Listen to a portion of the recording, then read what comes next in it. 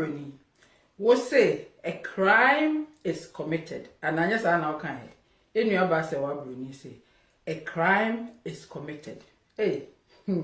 says I cannot dear any good pa. One who say yen near ba Serwaa Broni.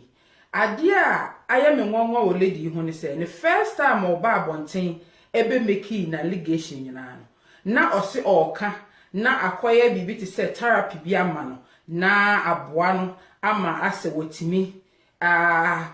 forgetting ye mesisi ana ye dia ye no na wotimi move on in life. Na the current video ya o de bae ya aso te kai mu no o kan asem bi o mu say oba abonten kra obekasa ye no afa kra mpo na sleepless night no wanya no more ana afa kra na ase wabe make niema worse. Me point na ene ho semo amutie mi previous video wa me ye fa Serwaa Broni oba abonten first am bekasa ye no me previous video wa me ye no mo amutie bi no bo hu sasa asem go me ka wo mu say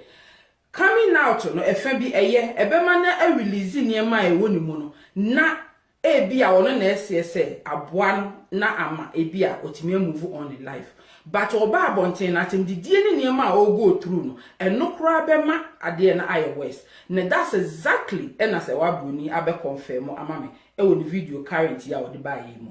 Na me nuanu me hu bebre se yen Ghanaians mu bebre aye videos, a lot of videos e bi bash Serwaa Broni e bi nso so kanfo Serwaa Broni na se meka so omo ene no e ya adwen e wo de o ye ni nyina ho. Na unim years ago yen papa Mahama kan asem bi wo se Ghanaians have short memories. Ghana for bebre ni na anya adwen, but recently me tena se na me dwen ho a metimi hu se ebi ono ka se Ghanaians but me feel say ebinum ana dodo no have short memories indeed.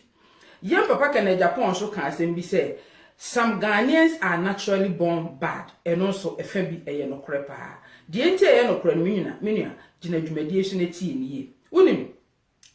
se uba bonten na be make allegation na ade a yenua ba Serwaa Broni yi Ghana for mema bebre nim se ade na yenua ba na ye no emfa kwem but enam se omo time na Akufo-Addo and omo opposition party no they will support her, help her and bash or tarnish na Akufo-Addo's image. And that's what's going on. But at the end of the day, back doors in their houses, no, they know say, girl no ye bibia emfa kwem. And nunti ama enipa dodo no ano. Bash Serwaa Broni say ye nua ba na confirm say oba abonten bekasa ye no. Eno kra me niam aye west more. Ene na ye beka say abonten no oba ye no wanya fa so obi afiri so. Na niam me pese ye Ghanaians ye bisa ye ho. Na ye bisa ye nua ba Serwaa Broni so ne say Serwaa we ye oba fan lady. Woni me nuanu nyina wa madam wa father no ye man ko a. Na me a lot of ema o mabusua me a lot of mema so me ofanom me cousins bebre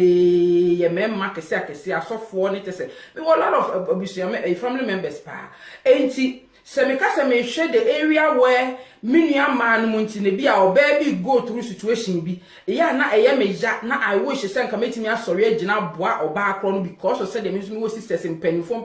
kudamo a bi omu bi na go through say nka be ye me yenti no ya na me pepa say ye nua baby go through bibia ka me support no na me hwe area say me wo offer me wo cousins me wo memma kese bebre wo mabusua mu a omo so ne ye de bibi ye omo so a ka enye me dede a ene na kire say e wo say me ye dem ye neutral na eno kure no baby edam me de to na de mpese me bisa ne say ene me ti hei enti mi ma say mandate obi da ansa na me worry for years but enti mandate obi da na Serwaa Broni was one day to obi da na me nua wo hwe me video was one day to obi da na adenti na be ma bia wa date ni da bia Serwaa Broni o maaye e me threaten wo o me chase wo o me cause any chaos na say any kind of mess bia e wo wabrabo na Akufo-Addo de wo de yemfa ne say yes na Akufo-Addo no watwempana na Akufo-Addo de wono de wasoma security agents and as whoever say o me cause chaos e wa abrabo Serwaa Broni adwunche le didie mi hu pa o situation wo mu ne say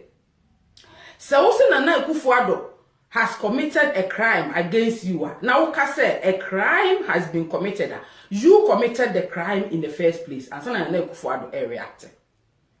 Let's get things right. Minuaba, you committed the first crime before Nana Akufo-Addo also reacted. Young fan say yes on plan Nana Akufo-Addo. And plan the side, nobody cares, to be honest with you. If we say, well, ye bema, wawale ba yenim se Ghana for mema bebre ni wiase mema bebre omo wale kro omo twempran wo mo gere no achi tie no nye case no kra de hu hia ye kra se be ka ho asem but de ye ka ho asem no say yes na Akufo-Addo no watwempna yate fine but wono twempna wie no mogyae obi ate ne baby crime kro na wo committee against na Akufo-Addo no woman na Akufo-Addo hu crime na wa committee against him no na no fo say ebeba begu nanimu ase no fo say enye se wo be ye ne sa enti e bia wono so Sunday your friend is the boys and now security agents or whoever attack you. So what I say, ebeye me ya seminua ba say the way nice lady, wo no girlfriend obey, mo be ko Ghana na bia obi ba be chase mo ne sa ne ma wo kan nyina. It's not nice. Say no kwafo a, wo say wo abroad ha say the asundue ne niema bi ye mfen ha wadwen wa ha no. Na wo kodru Ghana na obi ye niema bi sa no, ya na e ahomete pa. But edin na be ma na Akufo-Addo ene ne boys and na say ne security agents abe chase you around. For what? For what? Yan kan okre and the Ghana MPs any ministers name penifo organ nyina no dodo no a won platform no mo adate ejai wo mu hwan na what say what fa security agents and bibia ko chase wo ban e wo baby enti ne crime na wudi ka committee ye no hwe maame woni mpa say abroad ha ye we America ha say America ha and now sorry bet na aka mu be born na Akufo-Addo di be boy yem papa enu mo aye president atwetwem bi wa America ha din ese wo ni naked ni topless video or ni pantless video wa enka at this time no baby a wugina no ka you have no idea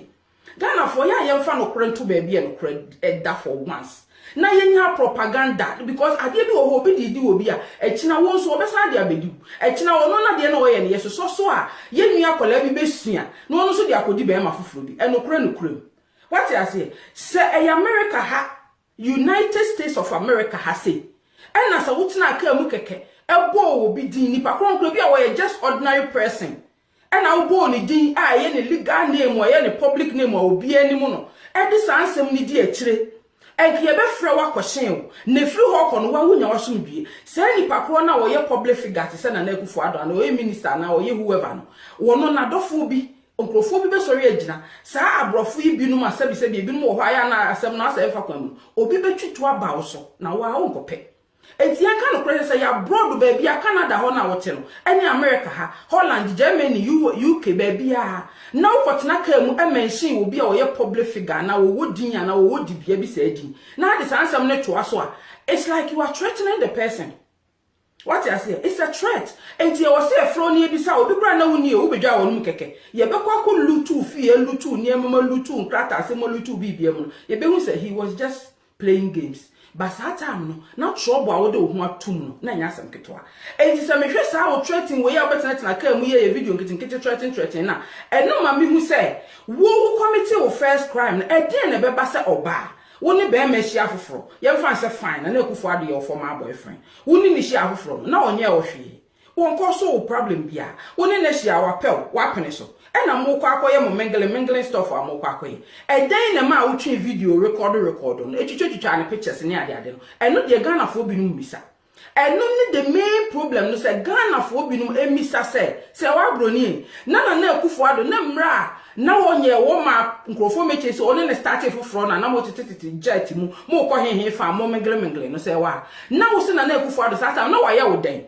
and I will treat phone and record the nakedness. If you try the nakedness pictures, I will cast a new footage. I want to find young Ghana for you moving. We don't care about Papa Penny say naked pictures because oh Papa now Papa Nini Edwin and Akufo-Addo